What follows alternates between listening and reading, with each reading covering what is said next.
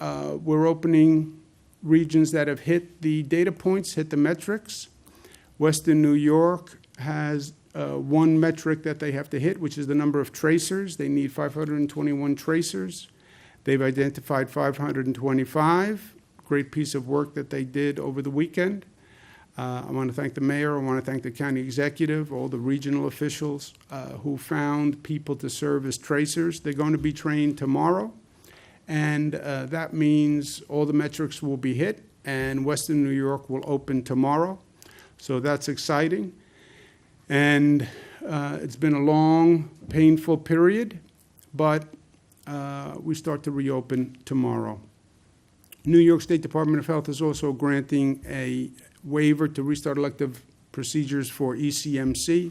We want to make sure hospitals are in a position to provide care for people who need it. So this is a good step. I also have been encouraging major sports teams to plan reopenings without fans, but the games could be televised. New York State will help those major sports franchises to do just that. Hockey, basketball, baseball, football, whoever can reopen, we're a ready, willing, and able partner. Personal disclosure, I want to watch the Buffalo Bills, but I'm still objective. I'm acting as governor. There's no personal agenda here. Yes, I do want to watch the Bills, but that is not subverting my role as governor. I think this is in the best interest of all the people and in the best interest of the state of New York, even though I do have a coincident personal agenda because I want to watch the Bills, but they are separate agendas. At least some would say I have a conflict of interest. I want to disclose it. Judges and staff will be returning to courthouses in the 30 upstate counties that are open this week. What will reopening mean? Right? That's a big topic of discussion now. What does reopening mean? This is not a subject that is a political subject or where political opinions really matter. I don't care if you're a Democrat, Republican, Libertarian, Independent. I don't care. I don't care. This is not a political exercise that we are going through. People say, well, I have a personal opinion. I don't even care about your personal opinion. I don't think you should care about my personal opinion because it's not about a personal opinion. It's not about an ideological opinion. It's not about a geographic opinion. It's not even an opinion that's relevant, right? This is about facts and science and data. These decisions are being made as a matter of math. It's numbers. It's math. That's all it is at the end of the day. You start to increase economic activity.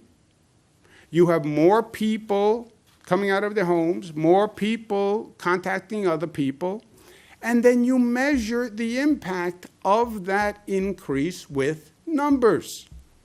Not with opinions, not with politics, not with partisanship, with numbers. And then you just measure the impact. You make sure that you don't go above 70% of your hospital beds, so that if a large number of people get infected, you have the hospital beds to take care of them. You make sure you don't go over 70% of your ICU bed capacity, because when these people are infected with COVID, they do need ICU beds. We learned that the hard way.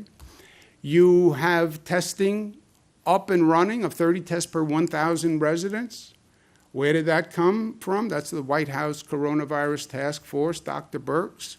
You have 30 tracers ready for every 100,000 residents. That comes from the experts. And then you watch the infection rate. And you make sure that you don't get near 1.1 on the infection rate. It's math. And there's a liberation in that. At a time of such division and politics and elections and all this garbage, this is an exercise in science and math. And it's data that we can all share and we can all participate in. I encourage people to go look at the data and look at what's happening in your region, because that's how we're going to get through this. on the numbers, on the math, on the facts.